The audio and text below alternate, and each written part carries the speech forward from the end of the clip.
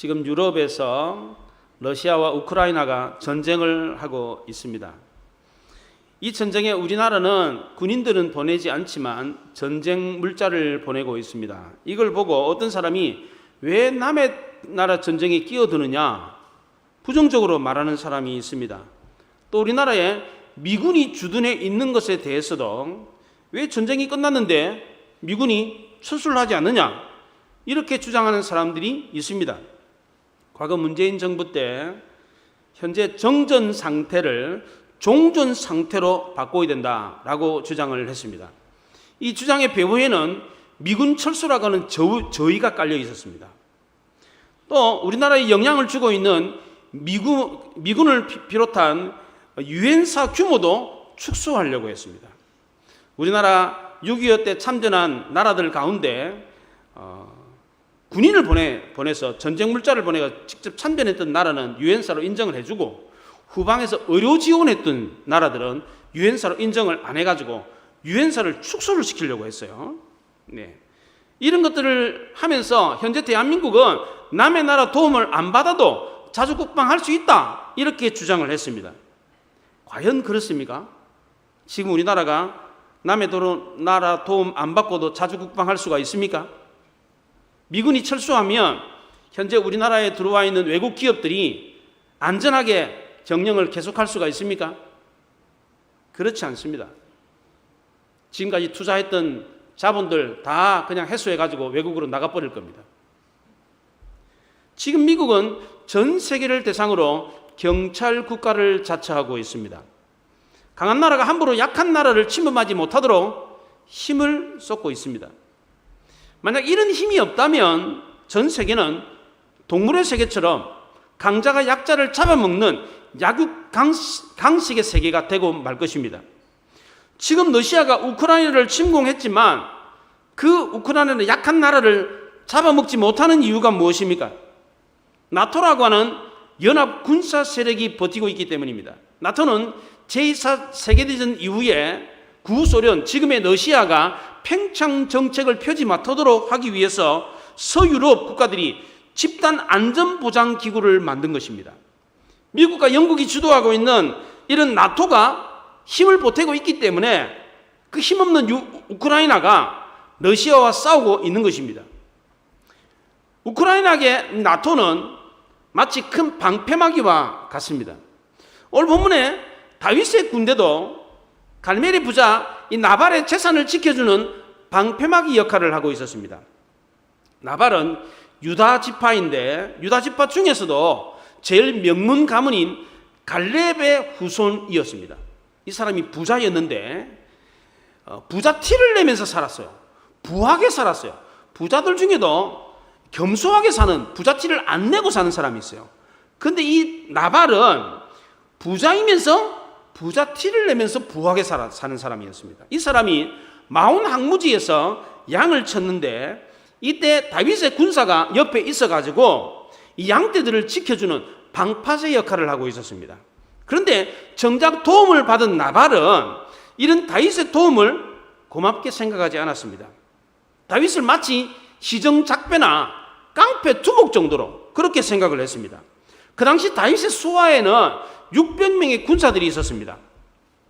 이렇게 많은 식솔들을 먹어 살리려면 양식이 필요했습니다. 그래서 10명의 소년을 보내서 나발에게 양식을 좀 달라라고 도움 요청을 했습니다. 이때가 마치 양털을 깎는 때였습니다. 팔레스틴에서 양털을 깎는 때는 축제일입니다. 양들은 우리하고는 달리 땅구멍이 없어요. 우리는 땅구멍이 있잖아요. 사람은 땅구멍이 있습니다. 그런데 짐승들은 개나 뭐 이런 양들은 땅구멍이 없어요. 그래서 더우면 이렇게 혓바닥을 내밀어 가지고 온도 조절을 해요. 이렇게. 그래서 여름이 오기 전에는 털을 깎아줘야 돼. 이걸 안 깎아주면 더위를 견디지를 못합니다. 그래서 여름 직전에 양털을 깎아주는 축제가 있습니다. 이 축제 때는 많은 음식을 장만을 하고 나그네를 초청하고 대접하는 문화가 있습니다. 평소에 팔레스틴은 먹을 것이 없는 시기에도 나그네가 오면 대접하는 것이 문화였습니다. 팔레스틴 문화는 사막 기후이기 때문에 내가 이 사람을 대접을 안 했어. 근데 이 사람이 가다가 물이 없어가지고 목말라가지고 굶어 죽었어. 그럼 누구 책임이에요? 그 대접하지 않은 그 사람 책임이 되는 거예요. 그래서 팔레스틴은 나그네를 내치는 법이 없습니다.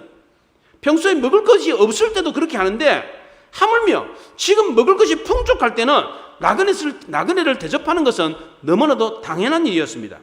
그래서 다윗은 이런 분위기를 잘 알고 축제 때에 나발에게 도움을 요청했습니다. 소년 10명을 보내가지고 도와달라고 했는데 이 도움을 받은 나발은 이런 지하에 거절을 했습니다. 그동안 나발은 인근에 다윗의 군대가 있었기 때문에 자기 소유를 도둑들로부터 안전하게 지킬 수가 있었습니다. 그런데 나발은 이것을 인정하지 않았습니다. 나발은 다윗의 도움을 거절했을 뿐만 아니라 다윗을 모독하기까지 했습니다. 이 소식을 전해들은 다윗은 화가 머리끝까지 났습니다. 나발과 그의 소유를 다 죽여버려야 되겠다, 이렇게 마음을 먹었습니다. 일촉즉발의 위기에 이 나발의 지혜로운 아내 아비가일이 다윗의 앞길을 가로막아서 더 이상 큰일이 생기지 않았습니다. 우리는 어떤 문제가 생기면 감정적으로 문제를 해결하려고 하는 경우가 많습니다. 대개의 경우에 사람들은 어떤 문제가 생기면 이성보다는 감성이 앞서는 경우가 많습니다. 기분 나쁜 일, 마음 상한 일이 생기면 천천히 이성적으로 생각하고 판단을 해봐야 되는데 그렇게 하지 않고 감성적으로 일단 기분 나쁜 거예요. 그냥 기분 나쁘다 이거지. 그래서 그냥 판단하고 행동해버리는 경우가 많습니다. 욱하는 감정을 폭발해가지고 일을 그르치는 경우가 종종 있습니다. 우리 주변에 지금 일어나고 있는 일련의 사건 사고들이 다 그런 겁니다.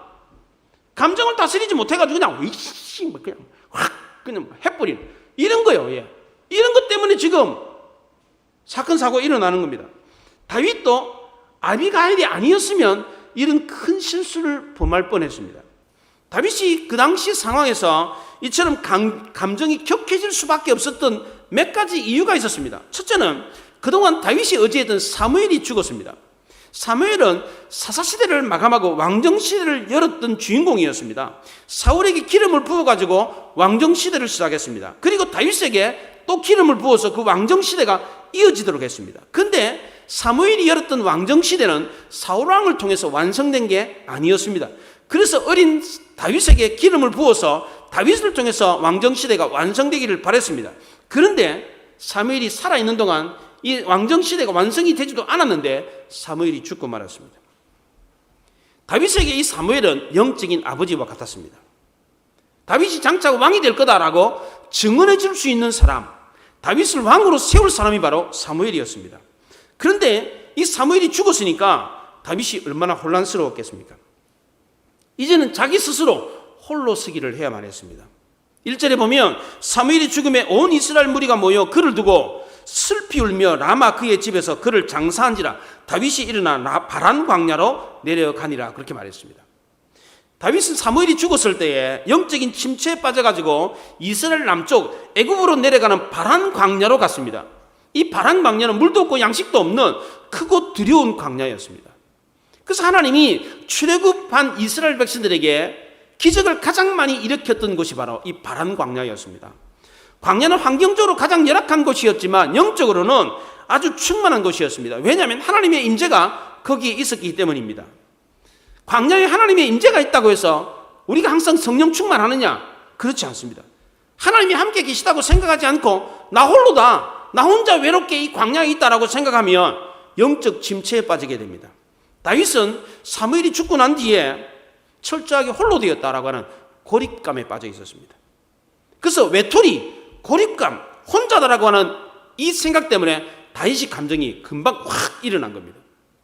두 번째로 다윗의 감정이 쉽게 격할 수밖에 없었던 이유는 다윗이 물질적으로 이 당시에 아주 궁핍했기 때문입니다. 사람이 물질적으로 궁핍한 가운데 무시를 당하잖아요.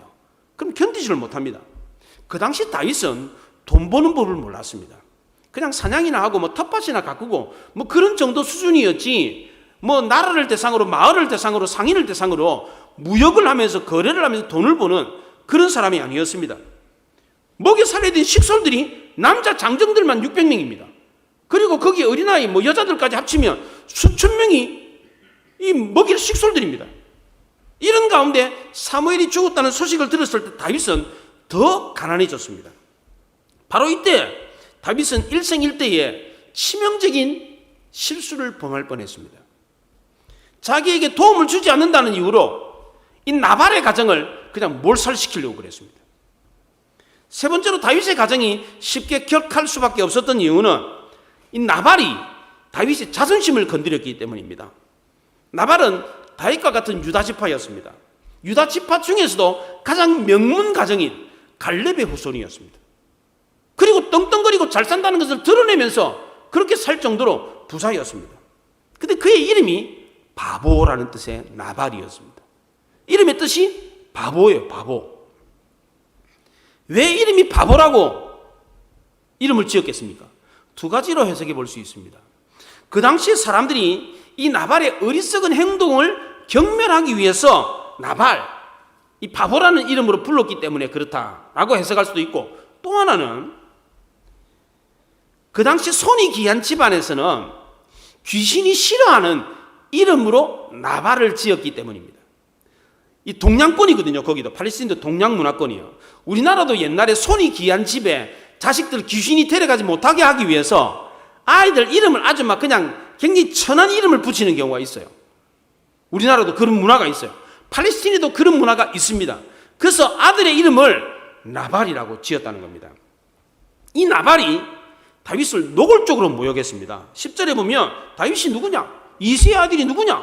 억지로 떠난 종이 많다고 그러는데 어디서 왔는지도 모르는 이 사람에게 내가 왜 고기와 떡을 주느냐? 이렇게 말을 했습니다.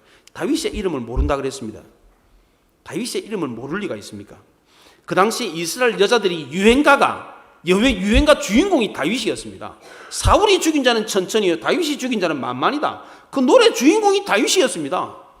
그리고 다윗이 주인에게서 억지로 떠난 사람이다. 그 주인이 누구입니까? 사울입니다. 사울 왕에게서 떠난 자라는 걸 알고 있었습니다. 그런데도 불구하고 다윗을 모른다고 그럽니다. 도망자 주제에 돈이라도 뜯어가려고 행패를 부린다, 이렇게 생각을 했습니다. 나발이 다윗을 도와주지 않은 것은 한편으로는 이해가 됩니다. 얼마 전에 다윗을 도와주었다가 온 가족이 다 몰살을 당한 가정이 있었어요. 아히멜렉 제사장의 가정이 다윗에게 진설병과 골리앗의 칼을 줬다가 그 집안이 그냥 몰살을 당했습니다. 그걸 알기 때문에 이 나발의 입장에서는 다윗이 자기를 좀 도와줬지만 그렇다고 다윗을 도울 수 있는 입장이 아니었습니다. 또 이 사람의 기업이 갈멜에 있었습니다. 갈멜. 이 갈멜은 사울왕이 기념비를 세운 곳입니다. 이건 내 땅이다, 내가 이렇게 승리의 전공을 거둔 곳이다 라고 하면서 자랑하면서 기념비를 세웠던 곳이 바로 갈멜이었습니다. 그러니까 이 나발은 어디 편에 서야 되겠어요? 이게 지금 왕편에 서야 되겠어요? 도망자 편에 서야 되겠어요? 이 줄을 잘못 탔다가는 다 죽는 거예요. 그걸 알았기 때문에 나발은 다윗을 쉽게 도울 수가 없었습니다. 나발의 입장에서는 은혜를 구하는 쪽이 다윗이고 자기는 은혜를 베푸는 쪽입니다. 그러면 은혜를 구하는 자가 은혜를 입지 못했다고 은혜를 베푸는 자를 해할 수 있습니까? 우리 주변에 부자들이 많잖아요. 부자들이 가난한 사람 안 도와줬다고 가난한 사람들이 부자의 집을 쳐들어가 가지고 부자를 죽이고 재물을 빼앗아 올 수 있습니까? 그래도 됩니까? 안 되는 거죠. 다윗이 나발에게 은혜를 얻게 하라, 이렇게 말을 했습니다. 이 은혜가 뭡니까? 은혜는 베푸는 쪽에서 일방적으로 그냥 주는 겁니다. 이게 은혜입니다. 은혜를 받는 사람은 은혜를 베푸는 사람에게 야, 너 은혜 베풀어 나에게, 이렇게 말할 자격도 없습니다. 달라고 말할 수도 없습니다. 그런데 은혜를 베푸는 사람이 저 사람이 달라고 하지도 않았는데 그냥 줄 때, 이게 은혜인 겁니다. 때를 써가지고 너 나한테 은혜 베풀어, 이래가지고 받는 건 은혜가 아니에요. 물론 은혜 베풀어 달라라고 구할 수 있습니다. 우리가 하나님께 은혜를 베풀어 달라고 구하잖아요. 그러나 구할 수 있어도 이것은 겸손하게 구해야 되는 겁니다. 맡긴 거 달라는 듯이 그거 내 거잖아, 줘요, 이렇게 말할 수 없다는 겁니다. 그런데 다윗은 어떻게 했습니까? 마치 맡겨놓은 거 찾듯이 내가 너한테 은혜 줬잖아, 그러니까 너도 나에게 은혜 줘, 이렇게 말을 했습니다. 은혜는 구할 자격이 없는 겁니다. 이게 은혜입니다. 그런데 은혜를 얻게 해달라고 은혜를 구하면서 은혜를 구하는 자세가 아니었습니다. 은혜를 베푸는 자가 은혜를 베풀지 않았다고 은혜를 구하는 자는 그 사람이 나에게 은혜를 안 베풀어도 불평을 할 수가 없어요. 아무 할 말이 없는 겁니다. 이게 바로 은혜입니다. 그런데 다윗은 이런 자세로 은혜를 안 구했습니다. 내가 너에게 은혜를 베풀었잖아.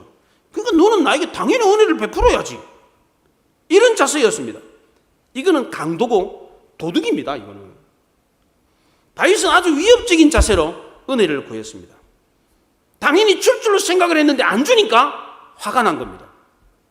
이런 상황에서 다윗은 어떻게 하는 게 옳았습니까? 나발이 다윗의 도움을 받고 있었는데 나발이 다윗의 도움을 인정하지 않으면 다윗은 그 군사를 거둬버리면 돼요. 그렇잖아요.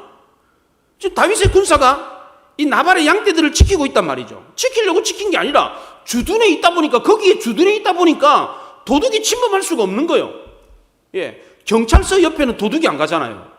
예, 지키려고 지킨 게 아니라 그냥 경찰서가 거기 있는 거예요. 그냥 다윗이 그런 꼴이었습니다. 그러니까 그 군대를 그냥 철수시켜 버리면 돼. 그러면 나중에 나발은 어떻게 됩니까? 외부의 침략을 받아가지고 자기 소유를 빼앗기게 되는 겁니다. 그 일을 겪고 나면 아, 다윗의 군대가 내게 도움이 됐구나 이 사실을 알게 되는 겁니다. 그리고 난 뒤에 나발에게 도움을 구하면 나발이 다윗을 도울 수 있게 되는 것입니다. 그런데 다윗은 그렇게 하지 않고 그 자리에서 칼을 뽑아들고 나가가지고 나발을 죽이려고 그랬습니다. 은혜를 모르는 자에게 은혜를 강요했습니다. 내가 너에게 은혜를 베풀었으니까 너도 나에게 은혜를 베푸는 게 당연하다. 고압적인 자세로 이 순간 다윗은 겸손을 잃어버렸습니다. 자기도 은혜를 입고 있는 처지라는 것을 새까맣게 잊어버렸습니다. 다윗 자신도 지금 누구 때문에 지금 목숨 부지하고 살고 있는 겁니까? 하나님 때문입니다. 그럼 다윗은 하나님께 은혜에 대한 빚을 갚았습니까? 그렇지 않습니다. 여전히 지금도 다윗은 하나님의 은혜를 받아먹고만 있었습니다. 그런데 다윗이 나발에게 뭐라 그럽니까? 내가 너에게 은혜 베풀었으니까 너도 나에게 은혜 베풀어. 이런 억지가 어디 있습니까? 자기는 갚지 않으면서 남에게는 은혜를 갚으라고 합니다. 그것도 은혜 베푼 것도 잠시 잠깐이에요. 뭐 몇 년 동안, 수년 동안 뭐 이 갈렙 저기 나발의 재산을 지켜준 게 아니에요. 잠깐 마오나 한 무지에 갔다가 거기 숨어 있는 동안 주둔에 있다가 그냥 나발의 재산을 지키게 된 겁니다. 잠시 잠깐 은혜를 베푼 겁니다. 그런데 마치 큰 은혜라도 베푼 것처럼 은혜를 갚으라 이렇게 말을 합니다. 마태복음 18장에 1만 달란트 빚진 사람이 주인으로부터 탕감을 받았잖아요. 근데 이 사람이 길을 가다가 자기한테 100데나리온 빚진 사람을 만났어요. 몇백만 원 빚진 사람. 자기는 1만 달란트 빚을 탕감받았어요. 1만 달란트는 뭐 수십억이에요. 수십억. 이 돈을 탕감을 받았단 말이죠.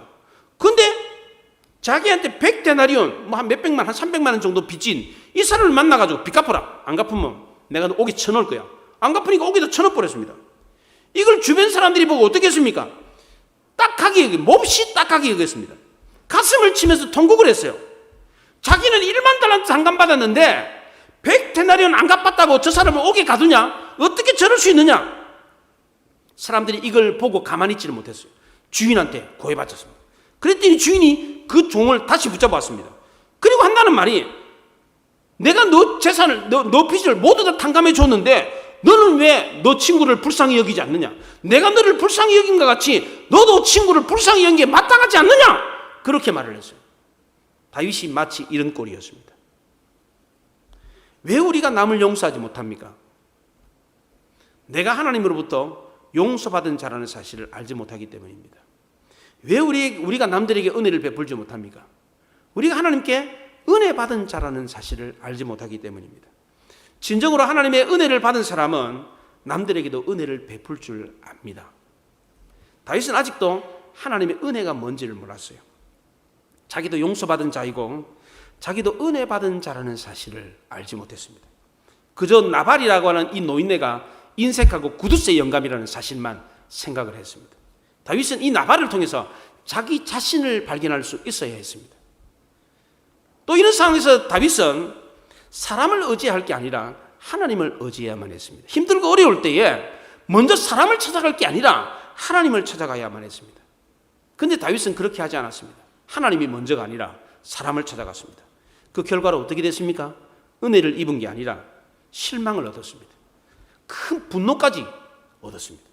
결국 다윗은 그 분노를 참지 못하고 칼을 뽑아들고 사람을 죽이려고 했습니다. 이렇게 해서 만약 다윗이 나발을 죽였더라면 어떻게 됐겠습니까? 그의 일생일대에 있어서 씻을 수 없는 큰 오점이 되고 말았을 겁니다. 이런 분들이 종종 있습니다. 자기가 나중에 얼마나 큰 사람이 될 줄을 생각지도 못하고 무명 시절에 제멋대로 행동했다가 나중에 그것이 자기 앞길을 가로막는 경우가 종종 있습니다. 과거에 지은 죄 때문에 큰 자가 되지 못하고 도중에 낙마하는 사람들이 있습니다. 정치인들 중에 그런 분들 많잖아요. 높은 지위에 오르려고 하는데 세금 탈루한 게 밝혀졌습니다. 부동산 투기한 게 밝혀졌어요. 자기 자녀 군대 안 보내고 빼돌린 게 밝혀졌어요. 이것 때문에 낙마하는 정치인들이 얼마나 많습니까? 과거에 무심코 했던 말, 과거에 그냥 복잡한 이성관계, 그냥 뭐 재미 본다고 이 여자 저 여자 그렇게 이성관계 복잡하게 지내고 깨끗하지 못한 금전관계, 그것이 나중에 자기 앞길을 가로막는 걸림돌이 된다는 것입니다.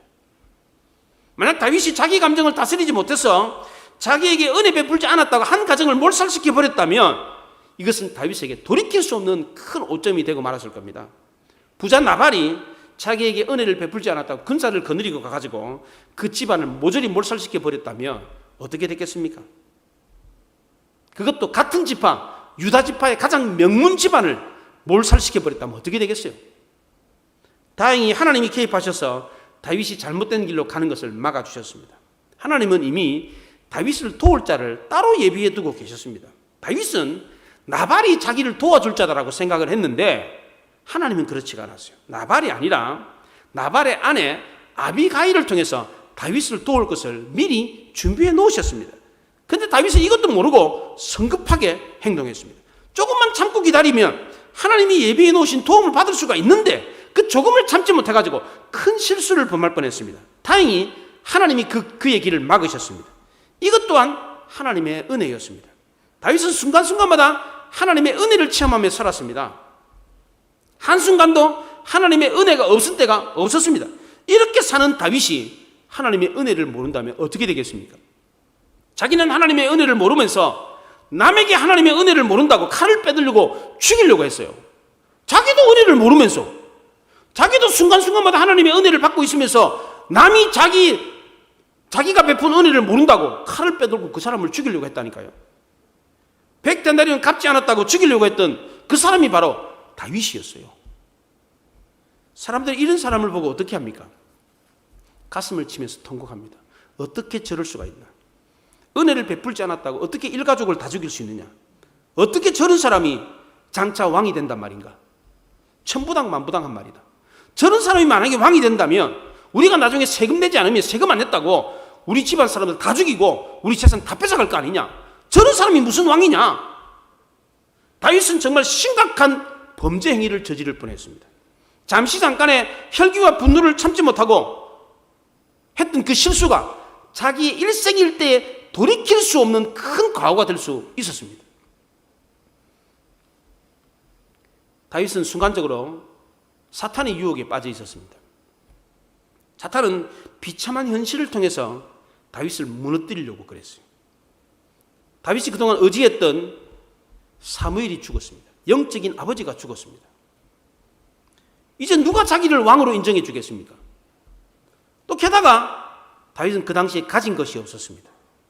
다 먹을 게 없어가지고 굶어 죽게 생겼습니다. 이런 상황에서 다윗은 의기소침한 가운데 있었습니다.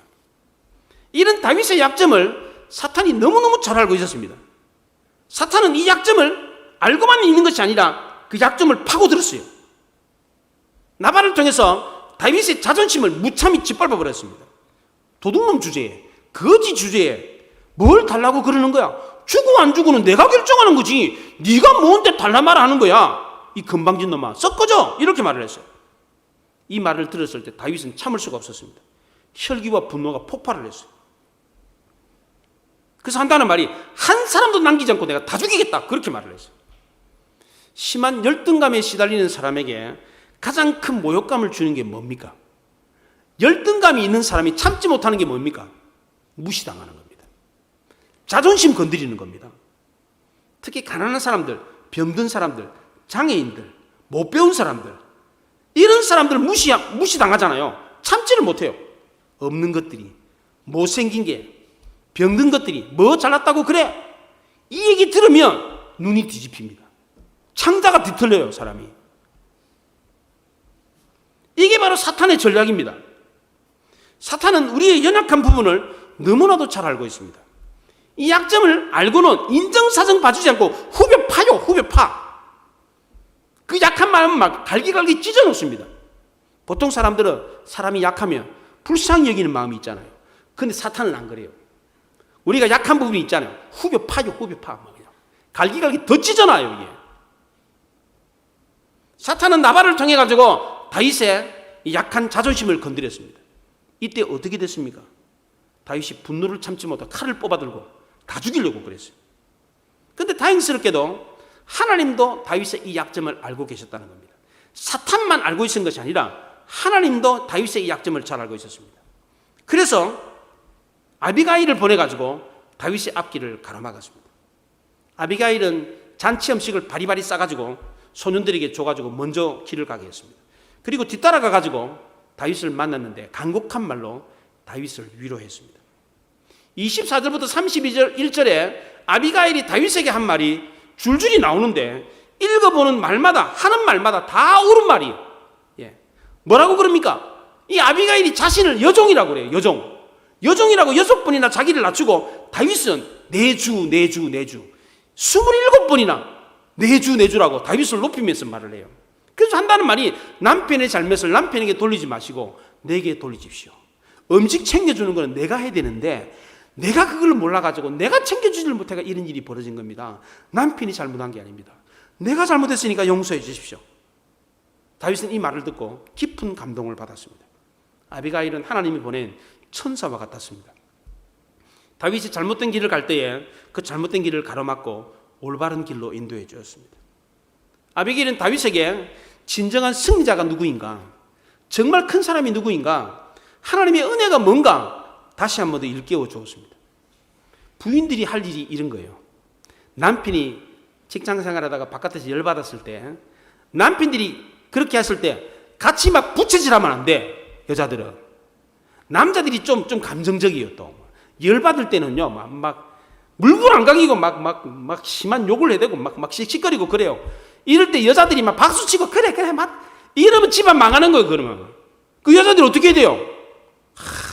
다듬어주면서 위로해주고 그게 감정적으로 가지 않도록 이성적으로 행동하고 판단하도록 해주는 게 지혜로운 여자예요. 그래 집안이 온전히 쓰는 거예요. 여러분들 그렇게 하시기 바랍니다. 정말 현숙한 여자가 바로 이런 여자들이에요. 다윗은 아비가일을 통해서 자신이 크고 놀라운 하나님의 은혜를 입었다는 사실을 알았어요. 분노 때문에 눈이 가려가지고 하나님을 볼 수가 없었어요. 자기 자신이 누구인지도 볼 수가 없었어요. 사람이 자존심이 상하잖아요. 그러면 눈이 뒤집힙니다. 생각도 이성적으로 생각하지 않고 감성적으로 생각합니다. 지금 불타오르는 분노대로 자기 감정대로 행동을 합니다. 다윗도 예외가 아니었어요. 화를 참지 못하고 분노가 끌어올랐는데 그 분노대로 행동을 한 겁니다. 만약 이렇게 했더라면 어떻게 됐겠습니까? 훗날 다윗이 갈렙이 차지한 헤브론을 중심으로 유다 나라의 왕이 됩니다. 근데 그 헤브론에 가장 명문 가문인 갈렙 집안과 철천지 원수지간이 된다 그러면 다윗이 유다 지파의 왕이 될 수 있겠습니까? 가장 명문 지파인 명문 가문인 갈렙 집안과 원수 집안인데 어떻게 다윗이 유다를 중심으로 유다 지파의 왕이 될 수 있냐는 거예요.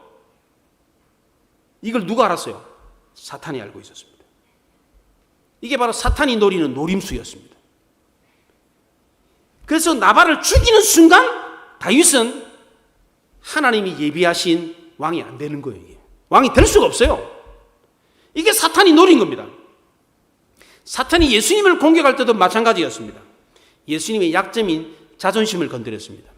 예수님이 광야에서 시험을 당하실 때 네가 하나님의 아들이거든 이 돌로 떡덩이 만들어 먹어. 네가 만약에 하나님의 아들이거든 성전 꼭대기에서 뛰어내려. 그렇게 말을 했습니다. 마지막 예수님이 십자가에 못 박혀 죽을 때도 그랬습니다. 네가 만약에 하나님의 아들이거든 십자가에서 내려와라. 예수님의 공생의 초기에 광야에서 예수님을 시험했던 것처럼 이 마귀는 다윗이 바란 광야로 내려왔을 때 여지없이 다윗을 시험했습니다. 뭐라고 시험했습니까? 네가 왕이냐? 네가 이스라엘의 왕이면 나발같이 저 바보 같은 애가 너를 조롱하는데 가만둬서 되겠어? 이렇게 유혹을 했습니다. 오늘날 이 시대에도 마귀는 우리를 이렇게 유혹합니다. 이런 마귀의 유혹을 이기려면 어떻게 해야 됩니까? 안락한 자존심에 눈이 멀어서는 안 됩니다.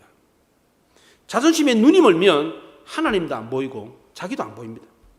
이렇게 되면 감정이라고 하는 본능대로 행동하게 됩니다. 이런 망합니다. 평생을 두고 돌이킬 수 없는 큰 실수를 범하게 되는 겁니다. 그럼 일평생 동안 그 알량한 자존심 때문에 일생을 망치는 겁니다. 이런 마귀의 공격을 막으려면 어떻게 됩니까? 하나님의 은혜를 깨달아야 됩니다.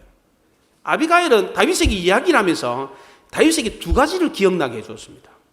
하나는 목동 시절에 하나님의 깊은 은혜를 입은 것을 기억나게 해주었습니다. 또 하나는 블레셋과 전쟁을 할 때 거인장수 골리앗을 죽인 일을 기억하게 해주었습니다. 29절에 보십시오. 사람이 일어나서 내 주를 쫓아 내 주의 생명을 찾을지라도 내 주의 생명은 내 주의 하나님 여호와와 함께 생명싸개 속에 쌓였을 것이요 내 주의 원수들의 생명은 물매로 던지듯 여호와께서 그것을 던지시리이다. 생명싸개 이야기를 했어요. 이것은 다윗이 목동 시절에 너무나도 잘 알고 있는 용어였습니다. 이 생명싸개가 뭐냐면 목동들이 낮에 양들을 치잖아요. 그리고 집에 돌아와가지고 양들을 갖다가 우리에 이렇게 가두어야 되는데 집집마다 우리가 있는 게 아니에요. 가난한 목동들은 자기 집에 우리가 없어요. 공동 우리에다가 양들을 맡기고 자기 집으로 퇴근을 하는 겁니다. 그러면 공동 우리에 가면 양들을 맡기잖아요. 그러면 우리 그 문지기가 양 몇 마리를 맡겼다고 그 표식을 줘요. 돌멩이 표시를 내는 돌멩이 몇 개를 줘요. 10마리 맡겼다고 10개를 줘요. 그럼 그 10개를 가지고 오는 거예요. 가가지고 그걸 어디다가 싸가지고 오느냐? 생명싸개에다 싸가지고 오는 거예요. 이거 잃어버리면 다음날 양 못 찾아오는 거예요. 이거 잃어버리면 안 돼. 그래서 생명싸개에다가 보호하고 싸는 게 바로 그 생명싸개예요. 그러니까 목동이었던 다윗은 이 생명싸개라는 말을 정확하게 알고 있었어요. 우리나라 옛날에 제 어렸을 때 할머니들 치마 들셔가지고 속치마 속에 손 집어넣어가지고 호주머니에 있는 돈 꺼내가지고 이렇게 주고 그랬거든요. 치마 안에다가 호주머니를 만들어가지고 그냥 거기 있는 돈 꺼내가지고 주고 그랬다고. 그게 생명싸개인 거예요. 그게 잃어버리지 않도록 하기 위해서 꼭꼭 이렇게 막 바느질 해가지고 빠지지 않게 바느질하고 뭐 이렇게 묶어가지고 이렇게 지프로 만들고 묶어가지고 치마 안에다가 이렇게 넣어가지고 이렇게 보관하는 거. 그게 생명싸개예요. 그게 목동들이 그렇게 그 양들의 생명인 그걸 갖다가 생명싸개에 쌌던 것처럼 하나님이 다윗의 생명을 그렇게 쌌다는 거예요. 이런 놀라운 은혜를 입은 것이 바로 당신이다. 이걸 기억하게 해주었습니다. 또 하나 물매 이야기를 했습니다. 물매가 뭡니까? 이 물매가 뭐예요? 블레셋과 전쟁을 할 때 거인장수 골리앗을 죽였던 그 물매예요. 당신의 원수들을 하나님이 물매로 던져서 죽인 것처럼 그렇게 하지 않았느냐? 하나님의 은혜로 거인장수도 물리치지 않았느냐? 당신이 바로 그런 사람이다. 그런 사람이 이런 바보 같은 사람의 그 잘못 때문에 한 집안을 몰살시켜서 되겠느냐? 당신이 큰 하나님의 은혜를 입었고 앞으로 장차 왕이 될 사람인데 이런 별별일 하찮은 사람을 쳐가지고 그 당신의 앞길을 막아서 되겠느냐? 그 얘기를 한 겁니다. 예수님도 마찬가지요. 십자가에 달려있는데 밑에 있는 사람들이 내려와봐라 내려와봐라 네가 하나님의 아들이면 내려와봐라 했을 때 안 내려왔던 이유가 뭐예요? 만약에 내려왔더라면 어떻게 되겠어요? 우리를 구원할 수 있었겠어요? 그럴 수가 없었죠. 예수님이 안 내려왔던 이유가 뭐예요? 자기가 하나님의 아들이 왜 여기 왔는지를 알고 있기 때문에 그래서 내려오지 않았던 겁니다. 지금도 여전히 하나님이 나에게 은혜를 베풀고 계시고 나를 생명싸개로 보호하고 계시다는 이 사실을 알았을 때 다윗은 마귀의 유혹에 넘어지지 않았습니다. 요즘 쇼품 중독이라는 말이 있습니다. 쇼품이라는 말이 있는데 그 스마트폰에 그 짧은 콘텐츠, 짧은 영상들 있잖아요. 그게 15초에서 90초짜리 영상을 만들어가지고 계속해서 재밌는 걸 보는 거예요, 이게. 그리고 요즘 젊은이들이 쇼품 보느라고 날밤을 새요. 이게 쇼품 중독이래. 재밌는 걸 갖다가 이렇게 넘기면 계속해서 재밌는 게 나와요, 이게. 그걸 계속해서 보는 거예요, 계속해서. 끊임없이 그냥. 계속 돌려보는 거예요, 막. 이게. 요즘 사람들의 정서를 알아가지고 사람들은 긴 글을 못 본다는 거예요. 짧은 가운데 자극과 재미를 주는 것을 좋아한다는 거예요. 그래서 설교도 어떤 교회는 5분짜리, 3분짜리 설교를 편집해가지고 유튜브에다 올려놔요. 저는 이게 바람직한 거라고 생각하지 않습니다. 요즘 사람들은 길게 오래 깊게 생각하지는 않습니다. 보는 것도 마찬가지입니다. 오래 보질 않아요. 멀리 넓게 보질 않습니다. 아주 근시안적입니다. 지금 당장 즐기면 그만이에요. 내일을 생각하지 않고 오늘만 생각합니다. 이런 사람들은 저 멀리 천국에 대한 사모함이 없습니다. 영원한 하나님 나라 동경이 없어요. 이게 바로 마귀가 우리의 영혼을 병들게 하고 죽게 만드는 문화고 방법입니다. 이런 시대 속에서 살고 있어요. 그러니까 요즘 우리 주변에 욱하고 일을 저지르는 사람이 너무 많은 거예요. 이게 오늘날 우리 문화가 사람을 병들게 하고 죽게 만든다는 거예요. 이게 여기에 편성해가지고 교회도 거기 편성해서 설교를 3분짜리 5분짜리를 만들어요. 그 히팅수 늘리고 마귀가 우리를 죽이려고 하는 거예요. 이게 이런 문화로 요즘 젊은이들이 밤에 잠을 안 자요. 쇼품 보느라고. 쇼품 짧은 거 이거 보느라고 날밤을 새요. 날밤을.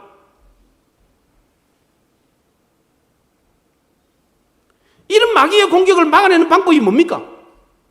사람들은 길게 생각하지 않습니다. 오래 생각하지 않아요. 보는 것도요 오랫동안 볼 수가 없어요. 사람들이. 그러니까 그 사람들이 정서를 알아가지고 문화를 그렇게 만들어요.